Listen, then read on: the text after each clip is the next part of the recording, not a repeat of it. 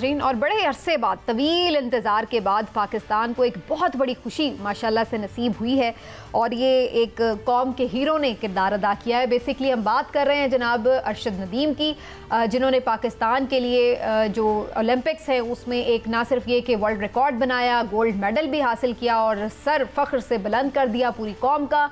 आज रात ये अजीम एथलीट वापस भी वतन पहुंच रहे हैं और यकीनन उनका फ़कीदुल मिसाल इस्तकबाल भी होगा। पूरी कौम उनको खराज तहसीन पेश कर रही है। हर मकतबा फ़िक्र खुश है इस बात के ऊपर कि इतना बड़ा एजाज़ उन्होंने पाकिस्तान के लिए हासिल किया है।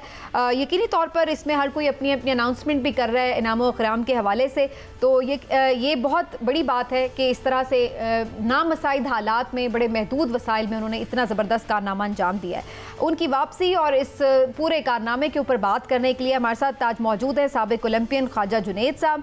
ख्वाजा साहब, बहुत बहुत शुक्रिया आपके वक्त का और बड़ी खुशी है हमें कि इस बड़े अच्छे मौके पे हमने आपको आज शो में लिया फ़र्स्ट टाइम, तो आपको बहुत खुशामदीद भी कहते हैं। तो ख्वाजा साहब, पहले तो इस पे ज़रा रोशनी डालिएगा कि कितनी बड़ी ये एक कामयाबी है उनकी, स्पेशली जब हम इस कॉन्टेक्स्ट में बात करते हैं कि कैसे मुल्क में ऐसी जगह पर जहां महदूद वसाइल हैं उस तरह से स्पोर्ट्स के ऊपर तवज्जो भी नहीं होती और पैसा भी उस तरह से नहीं इस्तेमाल होता, इसके बावजूद भी जिस तरह ज़बरदस्त उन्होंने परफॉर्म किया है, तो किस तरह आप देखते हैं कितना बड़ा ये कारनामा है उनका? हाँ जी, बिल्कुल। पहले बहुत शुक्रिया इसके ऊपर गुफ्तगू करने के लिए मदद किया। मैं समझता हूँ जी कि इससे बड़ा कारनामा कोई हो ही नहीं सकता है कि जब आप पूरी दुनिया में आप जेवलिन के अंदर गोल्ड मेडल जीते और वो भी ओलंपिक्स में, और 118 साल का जो रिकॉर्ड है उसको ब्रेक कर दें और अपने रवायती हरीफ नीरज चोपड़ा को भी आप बीट करें। तो ये 3 कामयाबियाँ एक साथ समेटी हैं पाकिस्तान में थ्रू अरशद नदीम। तो मैं समझता हूँ कि हमेशा जब कोई दुनिया में इंटरनेशनल अचीवमेंट आती है तो हमेशा रियासत का नाम होता है। तो ये इस वक्त पूरी कौम, मैं समझता हूँ कि जैसे ईद की खुशी को मना रही होती, इसी तरह आज इस मेडल को सेलिब्रेट किया जा रहा है। और मैं यहाँ पे ज़रूर कहना चाहूँगा कि आप देखें जो building of nation, building of character, building of societies जो है ना, उसमें स्पोर्ट्स एक अहम किरदार अदा करती है।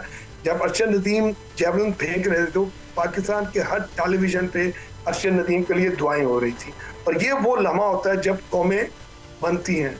तो अल्हम्दुलिल्लाह ख्वाजा साहब, आप माशाल्लाह खुद भी ओलंपियन क्योंकि रहे हैं, ये ज़रा शेयर कीजिएगा कि जब ओलंपिक में मेडल जीतने के बाद डाइस पे आप जाते हैं तो उस वक्त ओलंपियन जो होते हैं उनकी अपनी फीलिंग क्या होती है, उस वक्त वो मुल्क के लिए क्या सोचते हैं? देखिए, आपने बड़ी खूबसूरत बात की है कि मुझे अल्लाह पाक ने ये मतलब अता फरमाई इज्जत के मैं ओलंपिक मेडलिस्ट हूँ, वर्ल्ड चैम्पियन हूँ। जब आप गले में आपके गोल्ड मेडल पड़ रहा होता है तो आपको ऐसा लगता है कि जो आपकी पूरी पाकिस्तानी कौम है ना, वो आज आपने अपने कंधों पे उठाई। अब यकीन करें, आप इतने खुश हो रहे होते हैं कि आज आपकी वजह से इस मुल्क का परचम बुलंद हुआ है, और यही फीलिंग जो है ना अरशद नदीम की भी होगी। और मैं ये समझता हूँ कि ये लम्हात देखिए बाकी मुल्कों में बहुत जल्द आते हैं, हमें इसका कम से कम 32 साल इंतजार करना पड़ा। तो लिहाजा मैं समझता हूँ कि we should learn from that, और हमारी जितनी नौजवान नस्ल, आपने बड़ा सही पॉइंट आउट किया है, ये क्यों हमें इतना इंतजार करना पड़ा और आइंदा हमें इतना इंतजार ना करना पड़े, उसके लिए क्या हमें ऐसे मेजर्स लेने की ज़रूरत है। क्योंकि ये तो शिकवा हम बहुत सुनते रहे हैं, अरशद नदीम से भी हमने ये सुना कि उस तरह की उन्हें सपोर्ट हासिल नहीं रही है। तो क्या आपको नज़र आता है कहाँ पे कोताही होती रही है कि हम स्पोर्ट्स में इतना पीछे चले गए? देखिए, मैं समझता हूँ कि जो एक आपकी इस वक्त टेक्नोलॉजी और साइंटिफिक अप्रोच ने थर्ड वर्ल्ड को बहुत पीछे धकेल दिया हुआ है। हम लोग उस आर्ट को और साइंस को मर्ज नहीं कर पा रहे हैं। इसके लिए हमें जेन्युइनली ऐसे एजुकेशनिस्ट की जरूरत है जो कि आगे इनका मर्जर करे, but it takes some time. लेकिन जो भी आपने बात की, मैं उसका जवाब ये देना चाहूँगा। देखिए, हम लोगों को as an individual Arshad Nadeem की अगर आप स्टोरी सुने तो उसमें तमाम सवालों के जवाब हैं कि वो इंजर्ड भी था, वो उसके पास प्रॉपर, मैं समझता हूँ कि जो उसको परफॉर्मेंस एनहेंसिंग फैक्टर्स हैं वो भी मौजूद नहीं थे, उसके बावजूद वो गोल्ड मेडल जीता है। हमें इस चीज़ों को देखते हुए सेल्फ मोटिवेशन लेनी चाहिए हमारी नौजवान। ख्वाजा साहब, आप क्योंकि यूथ अफेयर प्रोग्राम के भी तर्जुमान हैं, तो मुझे ये बताइएगा कि ये जो मामला है, जब आपने खुद जिक्र किया कि ऐसा महसूस होता है कि जैसे पूरी कौम को आपने जीत के अपने कंधों पे उठा लिया, उसके बाद जब आप आते हैं तो कौम भी आपको कंधों पे उठा लेती है, लेकिन हुकूमती सतह पे क्यों इस तरह इकदामात नहीं होते कि हम उसके बाद अरशद नदीम आज तो जीत गए, लेकिन कोई और नया अरशद नदीम बनने के लिए हुकूमत क्यों इकदामात नहीं करती, सहूलतें क्यों नहीं होती, आलमी मुकाबलों में हमारी शिरकत इतनी महदूद क्यों होती है? नहीं, आपको बड़ा अच्छा क्वेश्चन है। देखिए, मैं आपको बताता हूँ कि आज देखिए अरशद नदीम ने मेडल जीता है। अगर आप इसका बरक सोचें, अरशद मेडल ना जीता होता तो क्या ये सेलिब्रेशन होनी थी? इस सेलिब्रेशन को लाने के लिए आपको चीजों को प्रिपेयर करना पड़ता है। हम पूरी दुनिया जो है ना, they are preparing to win. हम लोग सिर्फ जीत के लिए जाते हैं। आज अरशद को मेडल मिला तो उसको फ्लैट भी मिल रहे हैं, पैसे भी मिल रहे हैं, इज्जत भी मिल रही है। अब इसी मॉडल को आप वाइस वर्सा ग्रास रूट पे ले आए। अगर ये तमाम चीजें ग्रास रूट पे इंजेक्ट कर दी जाएं कि हमारे जो बच्चे इस वक्त ग्राउंड में खेल रहे हैं लेकिन उनके पास जॉब नहीं है। अब इस हुकूमत ने आके प्राइम मिनिस्टर मियां शहबाज शरीफ साहब ने डिपार्टमेंट्स को बहाल किया। इसको यूथ टैलेंट के चेयरमैन है राना मशहूर साहब, उन्होंने मेरी एक ही ड्यूटी लगाई हुई है कि पाकिस्तान में किसी जगह कोई टैलेंटेड बच्चा जो है ना वेस्ट ना हो।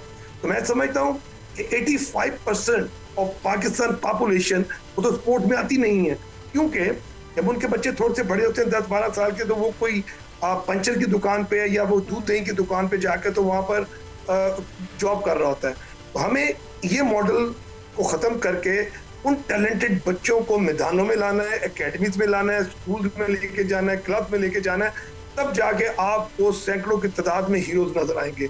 अभी इस वक्त जो मौजूदा मैं समझता हूँ गवर्नमेंट है, उनके मंशूर में इस वक्त शामिल है कि हमने स्पोर्ट्स को प्रायोरिटी में रखना है। इसमें जो सबसे बड़ा होप कि ये जो अब आज इस्तकबाल होगा और जिस तरह से उन्होंने ये कामयाबी समेटी है, इसके बाद इसमें तेजी भी आएगी, लोगों की इंस्पिरेशन भी बढ़ेगी और हुकूमतों की तवज्जो भी इस तरफ ज्यादा आएगी। वक्त प्रोग्राम का खत्म हो गया है। ख्वाजा जुनैद साहब, आप हमारे साथ मौजूद रहे और आपने कीमती, आपका बहुत बहुत शुक्रिया। तो ख्वाजा साहब, पहले तो इस पे ज़रा रोशनी डालिएगा कि कितनी बड़ी ये एक कामयाबी है उनकी, स्पेशली जब हम इस कॉन्टेक्स्ट में बात करते हैं कि कैसे मुल्क में ऐसी जगह पर जहां महदूद वसाइल हैं उस तरह से स्पोर्ट्स के ऊपर तवज्जो भी नहीं होती और पैसा भी उस तरह से नहीं इस्तेमाल होता है, इसके बावजूद भी जिस तरह ज़बरदस्त उन्होंने परफॉर्म किया है, तो किस तरह आप देखते हैं कितना बड़ा ये कारनामा है उनका? हाँ जी, बिल्कुल। पहले बहुत शुक्रिया इसके ऊपर गुफ्तगू करने के लिए मदद किया। मैं समझता हूँ जी कि इससे बड़ा कारनामा कोई हो ही नहीं सकता है कि जब आप पूरी दुनिया में आप जेवलिन के अंदर गोल्ड मेडल जीते और वो भी ओलंपिक्स में, और 118 साल का जो रिकॉर्ड है उसको ब्रेक कर दें और अपने रवायती हरीफ नीरज चोपड़ा को भी आप बीट करें। तो ये 3 कामयाबियां एक साथ समेटी हैं पाकिस्तान में थ्रू अरशद नदीम। तो मैं समझता हूँ कि हमेशा जब कोई दुनिया में इंटरनेशनल अचीवमेंट आती है तो हमेशा रियासत का नाम होता है। तो ये इस वक्त पूरी कौम, मैं समझता हूँ कि जैसे ईद की खुशी को मना रही होती, इसी तरह आज इस मेडल को सेलिब्रेट किया जा रहा है। और मैं यहाँ पे जरूर कहना चाहूँगा कि आप देखें जो building of nation, building of character, building of societies जो है ना, उसमें स्पोर्ट्स एक अहम किरदार अदा करती है। जब अरशद नदीम जेवलिन फेंक रहे थे तो पाकिस्तान के हर टेलीविजन पे अरशद नदीम के लिए दुआएं हो रही थी। और ये वो लम्हा होता है जब कौमें बनती हैं।